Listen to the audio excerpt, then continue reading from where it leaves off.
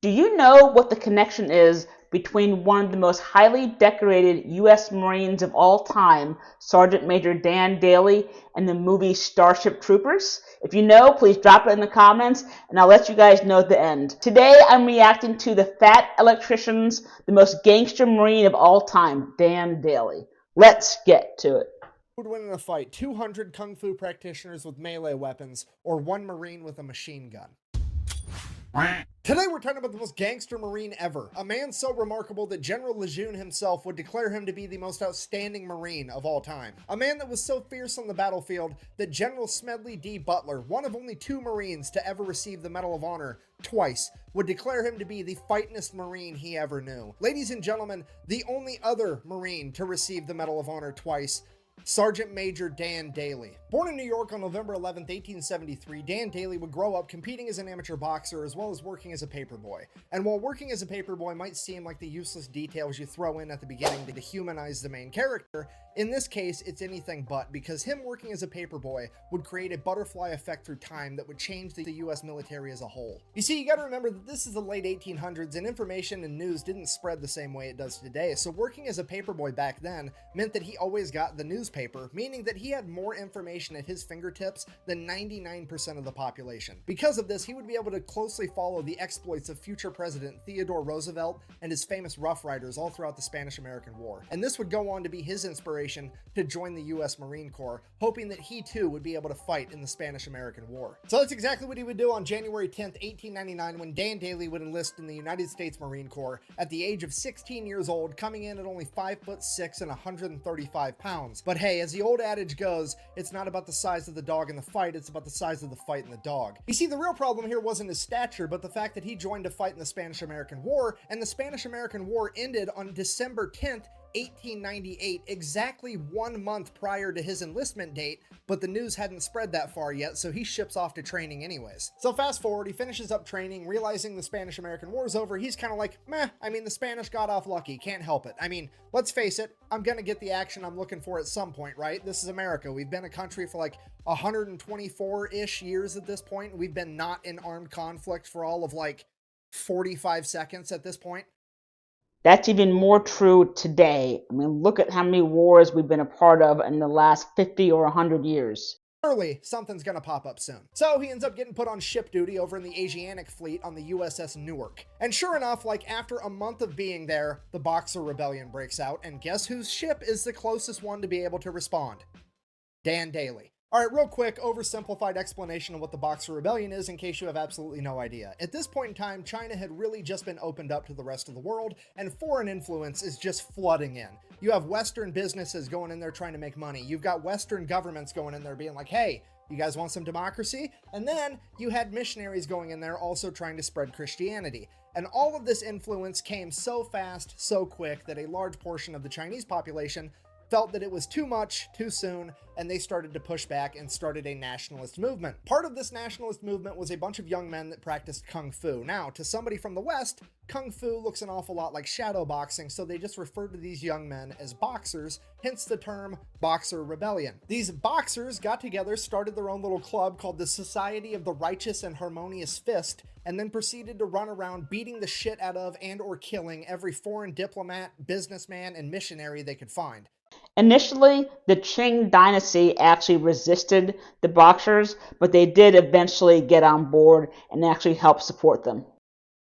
And it is at that point that the Marines get sent in. So Private Daly and the rest of the Marines show up to Peking, China, which would later go on to become known as Beijing, the capital of China, at which point they promptly and immediately take over a large legation center on the southern border wall of the city, known as the Tartar Wall. They then gather up all the refugees they can find, get them inside the legation center, and set up a defensive perimeter. Things are going well, now we're just waiting for reinforcements. Problem, hours and hours go by, the reinforcements don't show up, and it's about to be dark out. So at this point, the Marine leadership's thinking like, hey, the reinforcements are definitely on the way, they wouldn't just leave us here, which means the reinforcements have gotten lost because, I mean, let's face it, if there was ever a time or a place where the directions of go to the giant building on the big fucking wall wasn't specific enough, it would be in China, right? I mean, they're known for their big ass walls. It's kind of their thing. So they're lost out there. We need to go find them before nighttime. Otherwise, they're going to get ambushed by like 1,000 of these Kung Fu guys and they're all going to get killed. So we're all going to leave, go find the reinforcements and come back. Private Daly, you're going to stand guard here by yourself. Now, I don't know what the logic was behind this. I don't know if it was like, fuck Private Daly, he's the new guy, he can have the shitty job, or if it was like, hey, Private Daly's a new guy, this mission's really dangerous, let's leave him here where it's safe, or maybe they knew he was the main character and that he had plot armor. I have no idea. Either way, Private Daly is now effectively playing goalie for America for all of these refugees. So sure enough, like an hour after all the other Marines leave, hundreds of Boxer rebels show up and they're looking for a fight. Now, a couple of them have guns like muskets and stuff, really outdated weaponry. By and large, they're all carrying traditional Chinese martial arts weapons like swords, bow staffs, what have you. Some of them are even just rocking the old meat mittens, but they're looking for a fight either way. There also were some Qing dynasty troops as well, some of them armed.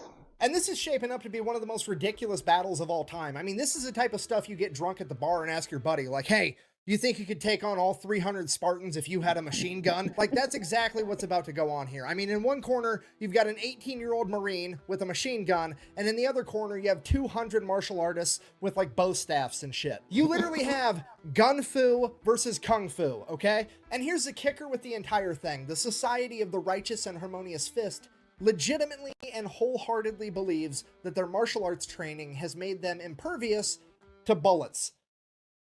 Yeah.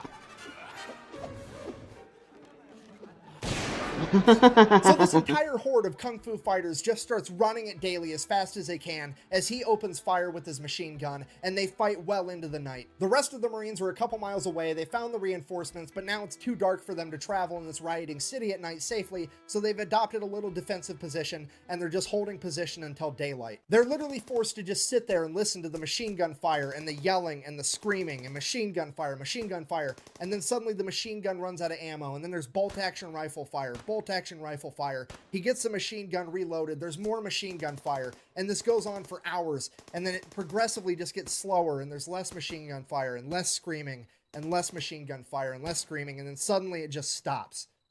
At this point, the Marines have to accept the fact that their friend has just died courageously in battle, fighting an entire mob by himself because they left him alone, and all the civilians that they've been tasked with protecting are going to be slaughtered. To give you a visual representation of what this battle was like, did you ever see the movie The Last Samurai? At the end, when they had all the samurais on the field rushing the Japanese troops, and then they opened fire with a machine gun, and they all got plowed down? That's what it was like. And now all they can do is sit there and wait for the sun to come up. So the sun comes up and the Marines start making their way back to the legation center, but they're kind of dragging their feet because, well, they know what they're going to find. They're really just there to recover the remains of Private Daly and make sure that those are taken care of. And they start making their way there. And as they get closer, they're like, man, Private Daly really took out a lot of these guys. That's impressive. And they get closer and like, holy shit, he took out a ton of these guys. This is the most aerodynamic mass grave I've ever seen. And they get to the top of the wall, and there's Private Daly smoking his pipe, leaning up against his machine gun, and they're like, holy shit, you made it. He's like, yeah, why wouldn't I? Well, we heard the machine gun stop firing, and we just assumed that you'd been killed. He's like, no. I only quit firing because they quit coming. Dan Daly has effectively pulled off the impossible. He has single-handedly defeated 200 rebels by himself, saving all of the civilians, as well as saving the day. All the Marines are like, holy shit, we're gonna nominate this guy for the Medal of Honor because this is incredible. All the businessmen and the delegates are like, oh my god, we've seen what one Marine can do, and now we've got 1,200 Marines. We're definitely gonna make it out of this alive. Hooray. And all the missionaries are like, oh my god, this is not what we meant when we said we wanted to make these people more holy. Shortly after He went there. this, Dan Daly would be awarded his first Medal of Honor for the battle, and then he would go on to continue serving in the Marine Corps as if nothing had happened. Okay, fast forward 15 years, now Gunnery Sergeant Daly has been involved in every military conflict the US has for the past 2 decades. He is one of the most experienced combat veterans in the entire US military, and he is a living legend in the Marine Corps. And on October 24th of 1915, Gunnery Sergeant Daly would find himself leading a platoon of men through Haiti during the Cocos Rebellion. Just after his entire company would cross a river, his entire company would be attacked on all 3 sides by over 400 Cocos rebels. I know nothing about this conflict. Why was the United States even concerned with this rebellion? forcing them to retreat back into the river. And while doing so, the horse carrying the crew-served machine gun would be shot and sink to the bottom of the river, as the remaining Marines continued to cross the river before adopting a defensive position to repel the attack until nightfall. It is now pitch black outside, and Gunnery Sergeant Daly knows as soon as the sun comes up, they are going to get attacked again, and the only chance they have is to get that machine gun back from the bottom of the river. So he takes off by himself in the dark of night, goes all the way back to the river, and just begins diving to the bottom of the river, trying to find this dead horse with the machine gun strapped to it. And after hours of trying, he finally finds this horse, manages to go down, untie the machine gun, come back up for air, go back down again, getting pieces, ammunition, the gun itself, the tripod. He gathers up all of this stuff, gets it out of the river, and then straps it to his back and carries it back to his men. Bear in mind, that is over 200 pounds of equipment, and this guy is 5'6", 135 pounds, but he gets it done anyways. Now, Marines believe in a couple things when it comes to a gunfight. Number one, bring a gun. Number two, bring friends with guns. Number three, decide to be aggressive enough, quickly enough. If you're not picking up what I'm putting down, I'm trying to tell you that he is not about to use this machine gun for self-defense. He's about to use this machine gun for self-offense. First thing in the morning, he gets his men together. They launch an attack first, scattering the enemy into the jungle, retreating, and Daly has effectively saved himself and all of his men, earning himself his second Medal of Honor. Fast forward 2 years, June 1st, 1917, it's World War I, and Daly is now a first sergeant, leading an entire platoon of young, inexperienced Marines into the Battle of Belleau Wood. If you don't know the Battle of Belleau Wood, the Germans are just rampaging through France, making a beeline right towards Paris, and at Belleau Wood, the US Army, the Marine Corps, the French Army, and the British Army all get together to stop the German military in their tracks. June 1918. So America had just joined the war that spring, and this battle actually marked the first major engagement of American troops on the Western Front. Now, this made it not only a strategic battlefield, but a symbolic battlefield, because how dare you stop the mighty German military? Now they're going to hit back twice as hard just to prove that it was a fluke. Because of this, right after they stopped the German military on June 1st, the French military is like, okay, we stopped them, let's take the W and head back to Paris, and we'll fight from there. We don't want to get slaughtered in this wood line by the Germans because they're pissed. And it is at this point that the Marine leadership famously responded by saying, and I quote, "Retreat? Hell, we just got here."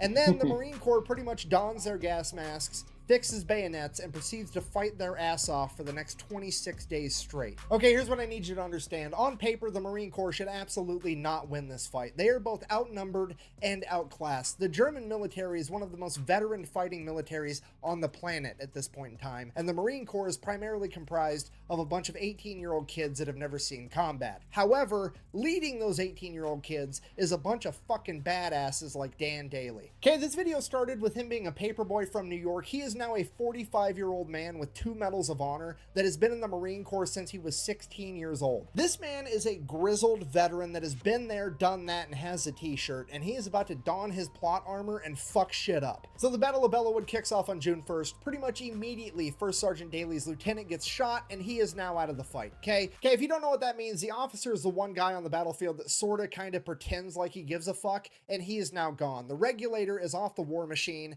and First Sergeant Dan Daly is now in charge of his entire company, unopposed. Fast forward, June 5th, German artillery strikes the ammunition depot, lighting everything on fire. Dan Daly leads his entire platoon in, sets the fire out, prevents all the ammunition from exploding, saves the entire battle. Fast forward 5 days, June 10th, the German machine gun squad would try to advance on Daly's company. Daly would get up by himself with nothing but 3 frag grenades and his Colt 1911, using the 3 grenades to disable the machine gun before approaching, shooting their commanding officer, killing him, and taking the other 14 Germans as prisoners of war. Fast forward a couple of hours, still June 10th, Dan Daly looks around at the faces of the young men that he's leading through this battle, and they're looking tired. They're looking like this is the worst time of their life, and it is at this point that Dan Daly decides that he needs to get aggressive enough quickly enough. This battle's effectively been a stalemate for the last 10 days, and he's had enough of this bullshit, so he gets up, walks right out into the open in this wheat field that's functioning as no man's land between the Marines and the Germans. He looks at the Germans' line, turns around, looks at his Marines, and yells,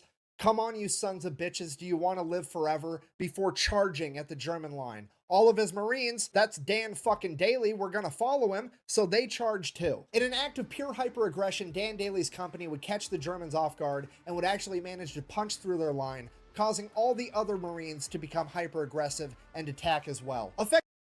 This is one of my favorite quotes of all time. However, there is some evidence to suggest that an overzealous war correspondent actually made this quote up. And a few years after the battle, Dan Daly actually said that he did not remember saying this. However, he did say that he may have said something similar. Whether or not he said these exact words is irrelevant.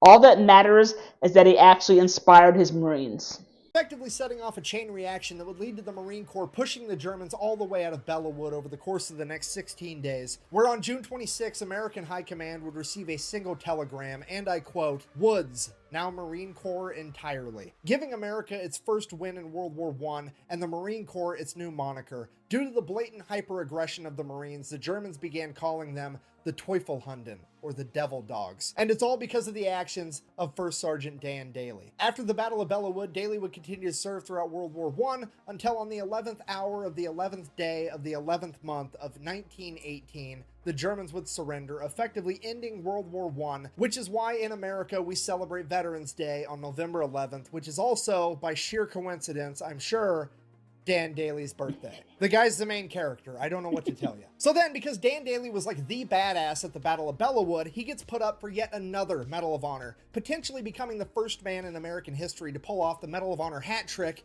getting the three-peat. Absolutely everybody that was there that day all signs off on it. His men, his chain of command, they do the paperwork, they send it off to DC to get this man his medal. Then the political side is like, no, absolutely not. We don't care if he earned it or not. It's not about getting what you deserve. It's about doing what we think is fair, and we don't think it's fair that he should get 3 medals of honor, so we're just not going to give it to him because we said so. Go fuck yourself. So the politics behind receiving a Medal of Honor is insane. There's always red tape. If you saw my reaction to his video, The Real Life Rambo, Roy Benavidez, remember the shit that he was put through in order to receive his Medal of Honor? Insane. Instead, they go ahead and they give him the Distinguished Service Cross and the Navy Cross, which, if you don't know, both of those are like tied for the second highest military honor, because apparently second plus second equals first, I guess. Anyways, so he gets those instead. And then, bear in mind, this is 1919, right after World War I. Like a month later in 1919, the military creates a new law that you're only allowed to earn 1 Medal of Honor. Okay, Dan Daly is so fucking gangster, they literally had to change the rules on how many times you're allowed to achieve the highest honor in the military. After World War I, he would retire as a sergeant major, having turned down becoming a commissioned officer on multiple occasions, citing that he would rather be an outstanding sergeant than just another officer. He would then go on to work as a bank security guard, where for 17 years he would be the living embodiment of the world's shittiest lottery ticket for anybody dumb enough to try to rob that bank. Could you imagine just being some bank robber trying to get some quick cash and you run into the most gangster Marine of all time? Okay, I'm just gonna throw it out there. He didn't retire from being a bank security guard until 1936, and John Dillinger's bank robbing spree was from 1933 to 1934. So for a couple of years there was a significantly greater than 0% chance that the world almost got the ultimate clash of the bank robbing gangster and the most gangster Marine to ever live. And I'm gonna go ahead and write that down in my book as the coolest thing to never actually happen. In conclusion, Mark Twain is frequently accredited with the famous quote, "It's not about the size of the dog in the fight, but the size of the fight in the dog," when in reality it wasn't Mark Twain that said that first. It was actually Dwight D. Eisenhower, 5-star Army General and the 34th President of the United States, somebody that would have known good and well who Sergeant Major Dan Daly was. And I think that maybe, just maybe, he had that 5'6", 135-pound devil dog on his mind when he came up with that quote. Thank you for watching. Best way to support the channel is go buy some merch at thefatelectrician.com. Quack bang out. I cannot believe that my favorite character from Starship Troopers is actually based off Dan Daly, and I had no idea. Come on, you ape! You want to live forever? I expect the best, and I give the best. Here's the beer. He stole my trivia. That was the connection I was talking about. Size does not matter. Just think of Audie Murphy, who received the Medal of Honor for his actions in World War II. Because the Marine Corps rejected him, he went on to join the Army and became one of the most highly decorated servicemen of all time. If you want to learn more about the Battle of Belleau Wood, here you go. Or you can check out Nick's video on the real-life Rambo. Thanks for watching.